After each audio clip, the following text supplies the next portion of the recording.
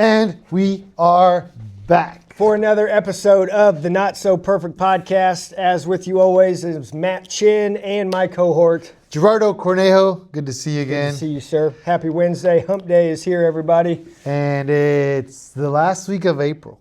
That it is. We got a big race coming up. And Yep. Everything ready? Everything lined up? We're going, just following the plan. The link is still in it will be in the comments again. And it is still time to register. You can register up until the day of, so no excuses. No excuses. And if you have them, nobody cares. Work harder. Yeah. Thank you guys for watching. And today we're going to just kind of go a little different direction. But before we go to where we want to go, I have an announcement to make. Wonderful. I have a feedback for you. Okay. Come to find out, my cousin that is in Guatemala, a whole nother country, not Guatemala, Missouri. Guatemala he has been watching our podcast to practice his English. Wonderful. So we are international. Wow. Now you are international. I guess, I don't know if learning English for me is the best way to go about it. But hey, take whatever we can get. At least you're learning the basics. So shout out to Luis. Shout out, Luis. In Guatemala that made my morning, and I couldn't wait to tell you. We are being watched all the way down by the equator, by Guatemala. So that comment I made earlier about prestige worldwide. You weren't lying. I was not lying. No. That's good. Yeah, so thanks for watching. Appreciate the feedback. And little updates with us. Market is taking off. We're busy now. Going to continue to be busy through the summer. We are seeing interest rates drop, and they're going to get even lower, I think. Fingers crossed. But we never know what's going to happen. Fingers crossed. So I think the last tanker of gas is headed this way, and then we're going to, who knows where we'll get our gas from. Yep. That's unless you got a crystal ball or you're the one making the decisions. I guess we're all just left to figure it out. And I've been watching recently this one guy on Instagram, and he was posting a lot of negative things about alcohol and talking about alcohol. I'm not perfect. I had a drinking golf day last week, and it's just the next day is just terrible. Yeah. Horrible. All the chemicals that just got mixed up. So the more I'm able to talk myself out of it, and I was kind of bringing it up to you, the best way Matt improved it, but the best way to get rid of a bad habit is to talk your way out of a bad habit. But Matt said we have to recognize it first. Yeah, first thing of taking care of a problem is recognizing that there is a problem. How bad of a problem, I can't tell you that. That's something you're going to have to answer for yourself. But if you've got all the signs along the way that there is a problem, if you're married, if you've got kids, whatever it is that your situation is, if it is a problem, good chance that those around you that spend time with you, whether it be family, coworkers, whatever it is, they're going to notice it as well. So usually, or at least in my case, I thought I was the one that was smartest guy in the room that was hiding everything and doing a good job of it, when it turns out the only person I was fooling was myself. So, first thing of recognizing a problem is just that, recognizing that there is a problem to be fixed. Yeah, and so the honest ones will let you know. And it's not complicated, guys. Either you have a problem or you don't. Yeah. If you have to spend a lot of time thinking about whether you have a problem, there's probably a chance that you do, Most people, if you ask them if they have a drinking problem, that don't have a drinking problem, they can answer you pretty fast. And it compounds. And that's the facts that I wanted to kind of discuss today, or just tell you guys if you haven't heard about them. But got my handy notes about 178,000 Americans die each year from excessive alcohol use. That's roughly 488 deaths per day. So about 500 people a day we lose in America due to alcohol abuse. Mm-hmm. And here's what they don't want you to know. Alcohol is a group 1 carcinogen.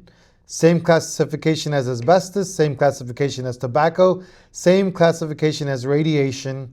The World Health Organization confirmed this years ago.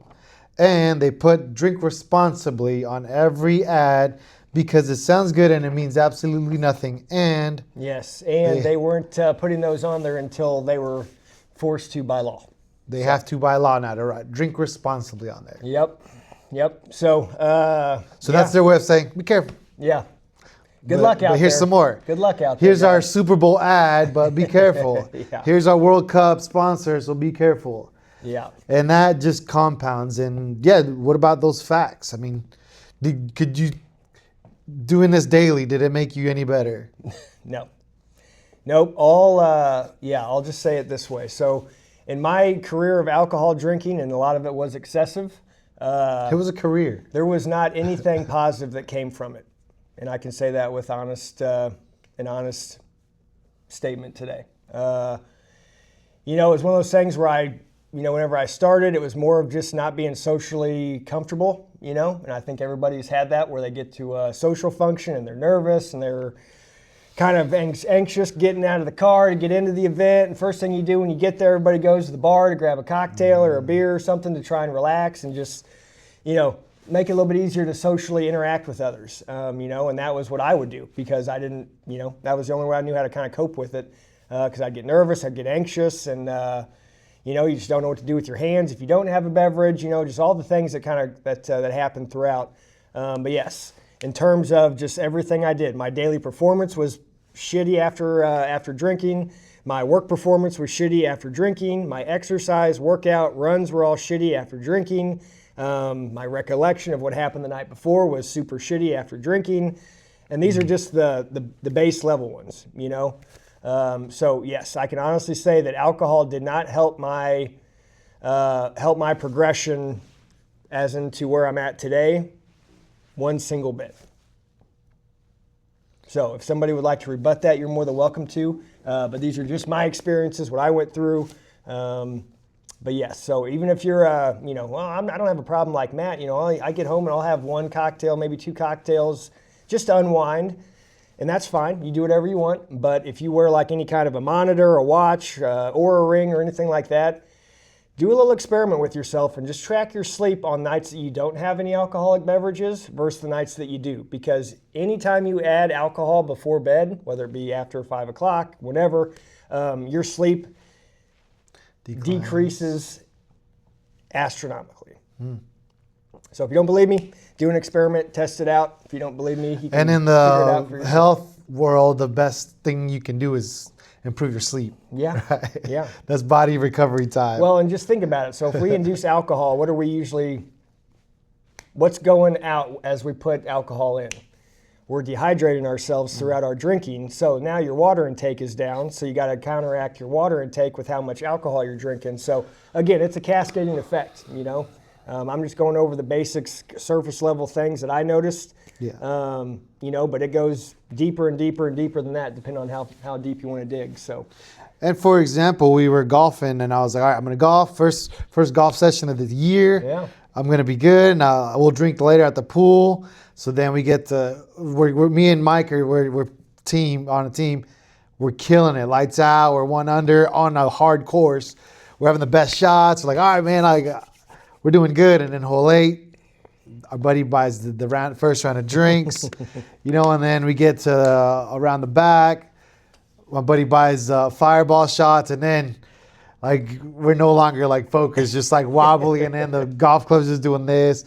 We ended up losing, what I did not want to do, but just in that 18-hole amount of time, lights out, and then literally lights don't even turn on anymore. Yeah, disconnected from the power lights source. are off, and we're off. So that quickly of an effect.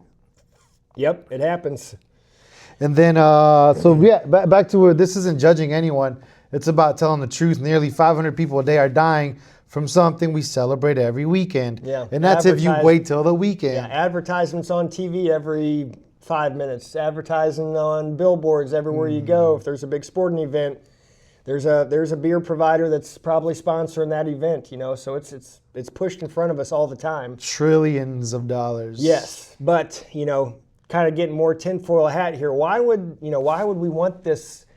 Why would we let places like this and companies like this do this kind of advertising when we know it's not good for us? Profit. The easy answer is profit. I don't know how much you guys think, but do you think these beer or alcohol companies care about us on a personal level? I never got any handwritten notes for being a high consumer of the product. MVP of the day. I never got any handwritten notes at Valley Hope whenever I was in rehab, So you got to look at it from a big scale. We're a little speck. These are these huge conglomerates that are worldwide, you know. We're a consumer, so what you look at us, or what they look at us as, is cattle. You know, they want us to keep buying the product, keep getting hungover, keep being unproductive, keep not reaching your goals, keep not reaching where you want to be to truly be happy. You know, and then you can expand that out amongst the pharmaceutical companies, the food producers, all that stuff. You know, why would we ever allow poison in our food? That's a terrific question. But the easy answer, profit. And it sounds terrible, and you wonder if you're listening to this thinking, who in their right mind would do that to this many people? You got to understand, whenever you're that high up and you've been making decisions like this for as long as they have, they don't care about us. And you just have to understand, people that don't have empathy, they don't think like we do. They do not care if we're well, if we're sick, they don't care. We are a number and a meter, you know? We are a number and a meter, and they want us to just keep spinning the meter over and over and over again. So and now more than ever, they're the most profitable now than ever. There's the most amount of people ever now. Our teenagers, our kids are getting. Yeah. Well, and if you want to expand it out even further, look what's helping our food sources is all this all the pesticides, all the fertilizers. Monsanto just got they're trying to pass through that Monsanto can't be sued for any harm of their product on others. As an average American, that sounds pretty fucked up to me. I don't know why we would ever think any part of that, what I just said, was a good thing for anybody, you know, except for the profits, the corporations. So if you have a hard time wrapping your head around that, they just don't have empathy, and when you don't have empathy, you don't care about other people at all. That's just the truth. That's the truth. We're just talking about the truth. And then the upside of change, the upside of recognizing all this, better sleep within days, and what doesn't want more sleep? Not more, better quality. Better quality. If you're getting the same amount of sleep and you're not drinking, that sleep is going to be so much more effective than if you get 2 more hours being hungover, going through trying to sleep that way. Clearer thinking and sharper decisions. Who wouldn't want that? I don't care how busy you are, whatever you're doing. I loved waking up with severe brain fog, severe headaches, severe alcohol poisoning, hugging a toilet 12 hours a day, and you know. My kids cannot. You can't lie to them anymore. I have a teenager now, and she'd be like, "Did you drink? Did you drink? You smell different." Yep. You know, and now you can't lie to them. You have to be present for them. More consistency. Discipline starts compounding. Better relationships. Have your relationships improved, Matthew? Very much, astronomically. Energy that doesn't depend on a substance. That's a harder one to learn now, with the terrible habits that we currently have. Well, and if you're listening, I'm a better guy at the function because I'm on alcohol. We've seen, look what happened to Chris Farley. Yeah. Well, when you can relax and crack jokes and have fun and make people laugh, you know, you think, boy, I just have to have a couple of these before I get to a social event, and here we go. I'm the talk of the party, you know. But yeah, so I mean, it's one of those things where, especially now that we're talking about like the energy. Let's see, energy that doesn't depend on a substance. So that's hard even if you're getting off alcohol, because it's like, well, if I can get off alcohol, maybe I can switch over to a Monster energy drink.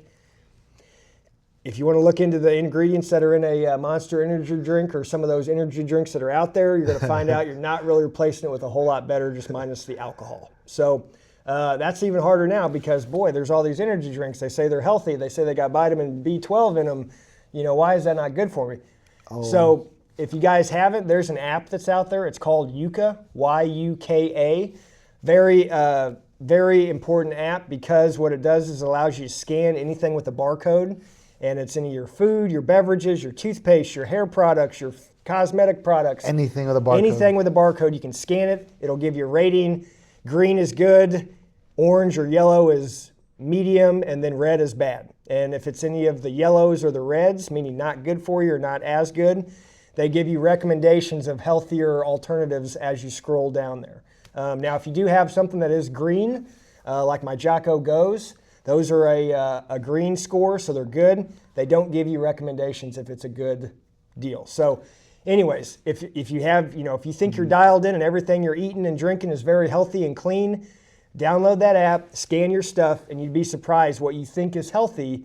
But again, these are all bulk, mass-produced food items that are full of those chemicals and poisons. And that this we're is talking just a about. way to get started. It's not a perfect app. I'm No. sure there's sponsors on there. It's still free, but at least it helps you recognize. Yeah. Well, and again, I thought I was super clean doing all this stuff, and like even the Jocko hydrate packets that I was using for like liquid IVs, LMNT, stuff like that.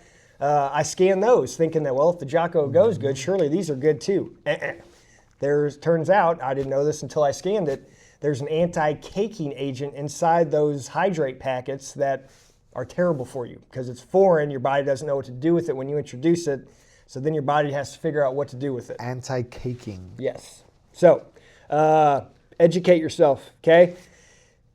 Another thing I can suggest you guys do is don't depend on the government. Don't depend on those higher ups that are telling you to trust them. Don't do your own research.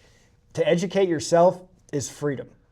Because whenever they try and throw these things at you that don't make any sense, that they're trying to tell you is right, when everything else you're leaning to or everything else you've learned or all the other people you've talked to are all leaning that way, the best thing you can do is educate yourself. And that's with books, education, videos, podcasts, whatever you need to do. Community, people, Yes. smarter people. Yes. So just something to think about. The best way to get over this hump of being dependent on the government or dependent on other people is to educate yourself and to figure out what's going on. You know, I've read a couple of books that we've talked about that will just blow your mind. You know what I mean? So I'll save that for another podcast. yes, that'll be a separate the book pod club. altogether for the book club. Yeah.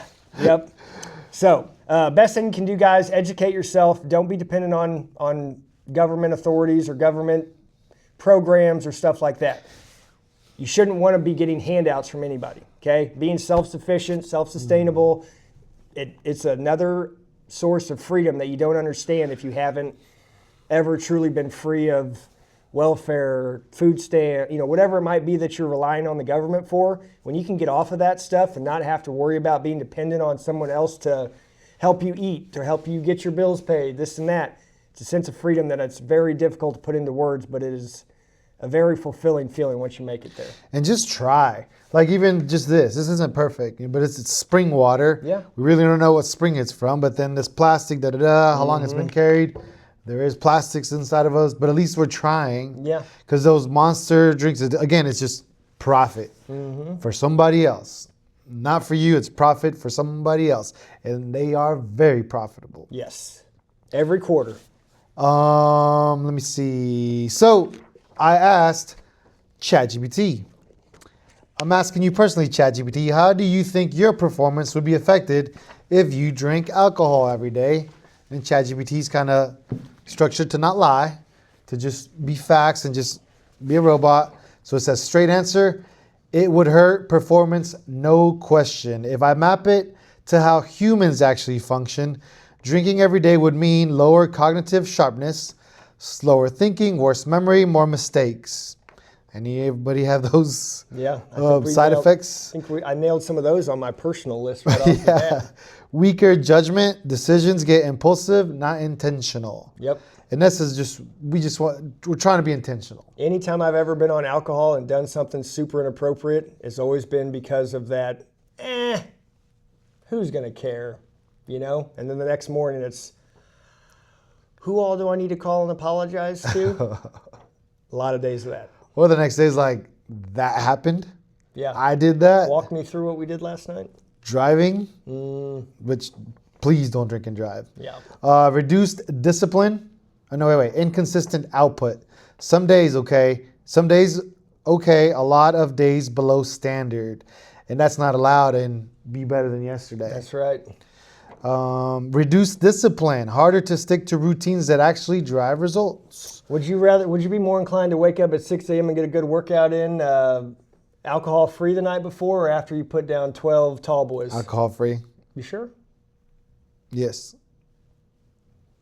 Interesting. You and ChatGPT agree. Well, we've been talking a lot lately. Yeah.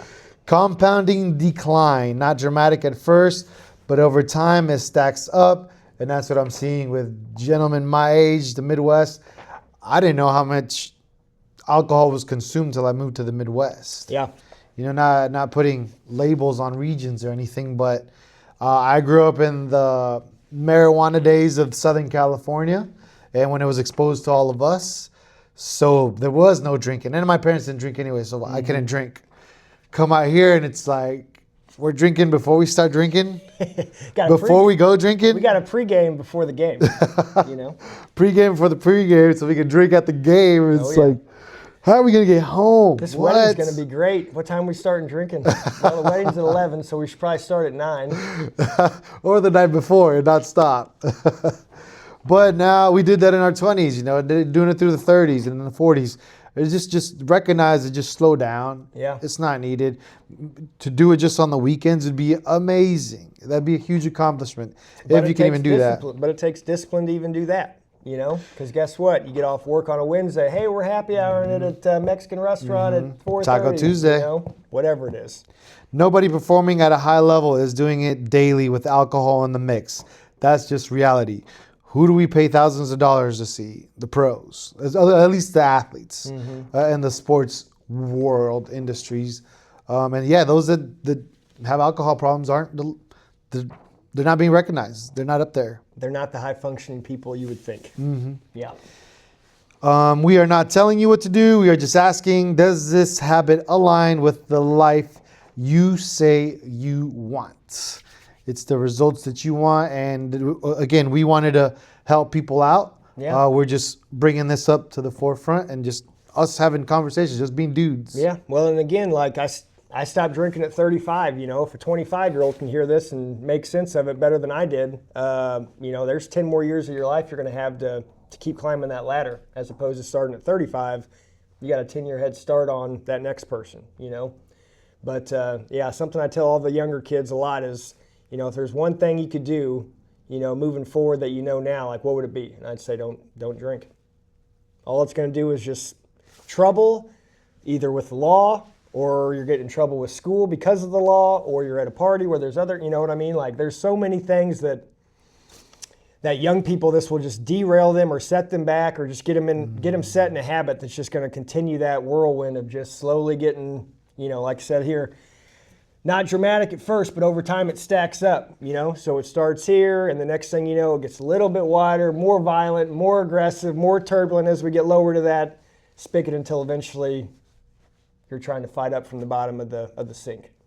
Just as recently, if you've been in Missouri or Jeff City, think of it as a tornado siren. Yeah, had about 4 in the last 9 days. The tornado siren's coming on once you go to the second, third, fourth drink. And it's time to take cover or just run from it. From an F1 to an F2 to an F3 to an F4 to an F5 tornado, the more of those bad boys you put down. Yeah, it just recognize, improve. We're getting 40. We're not getting any younger. Nope. Guys my age, our age, once happy hour, just one less happy hour. Be surprised. One less night after work. Yes, work's going to be stressful. One less 12-pack on an 18-hole golf course, you know. And it's so expensive. The first tab was $200, more than the actual golf. Yeah.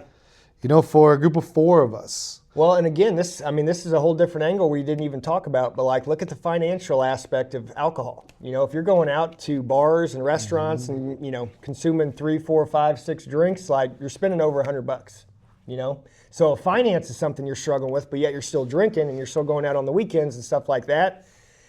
Guys, whenever I got sober and I was actually back at work and, you know, got some debt paid off and was just getting a paycheck every week and I wasn't having to pay back a bunch of legal fees and lawyers and stuff like that, once my head was finally above water, every 2 weeks I'm like, how do I have all this money left over? Like I paid my house, okay, did I miss like my mortgage or a truck? Like, what am I missing here? And it's like, oh my God, that's how much I was drinking. Like, so again, think about it in all sorts of different angles and perspectives and where you can better your life. You know, if your kids are wanting to get into sports, I had a lady in here last night that was talking to me that if her daughter decides to do a competition dance, that's like a $5,000 commitment every year. That's a lot of money, you know. Well, where can we start? Well, we don't have that money. Where can we do that? Well, if you spend $200 every weekend on booze between you and your wife or just you or you and some buddies or whoever, $200 a week times 4 weeks in a month, that's $1,000 almost, you know, $800. So you multiply that by what, 3 months, 4 months, 5 months?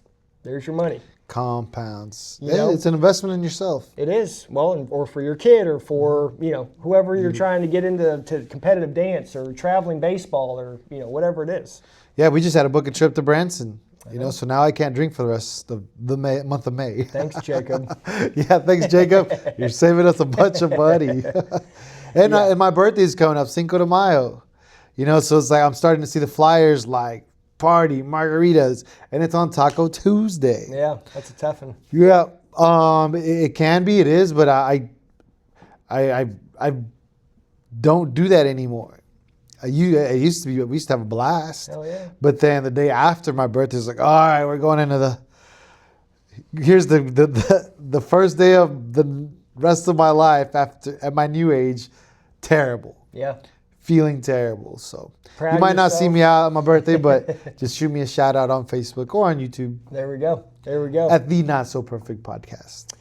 All right. Anything else? No, again, we're not perfect. This is just trying to align with what you say in the life you want. Yeah, and This is what we want. Yeah, and like Gerardo said, we're not trying to tell you what to do, but we're just bringing questions to the surface that you can start asking yourself. And, maybe you're not going to get the answer right away, but maybe it's something you're going to be thinking about the next week after hearing this podcast, And if you keep circling back to a certain point of this podcast, whether it be the alcohol or the consumption or the cost or whatever it is, there's a reason why. You're recognizing it. There's a reason why. So, just a quick reminder, Capital City Race is less than 2 weeks out. So we are Wednesday, April 29th. The race is Saturday, May 9th. So we are just a couple weeks out almost and still taking registrations all the way up until the day of the event. So we'd love to see everybody there. If you can't run, walk, or participate in the actual event, we need volunteers. Go to our volunteers. Facebook page, Capital City Race on Facebook, and there's a link there that can take you to, if you want to be a volunteer, we've got stuff Wednesday next week, Friday night, and then also all day Saturday from early morning until about noon. So if you guys want to help out and you can't participate, we would love to see you as a volunteer throughout the process. 5K, 10K, half marathon. We will be participating in the 5K. Yep, stroller and all. I think we're making her walk. Ooh-wee. She's big now. She's a big girl now. Okay. All right. And no pets allowed on the course. No pets on the course. My kids we brought it Oh, up. yeah, So yeah. if You you're got having your that puppy question, now. no pets allowed. Take them for a walk after the race. Yeah, or bring them as a spectator. They can watch from the Capitol. Thank you for watching the Not So Perfect Podcast. Until next time, peace out. Adios.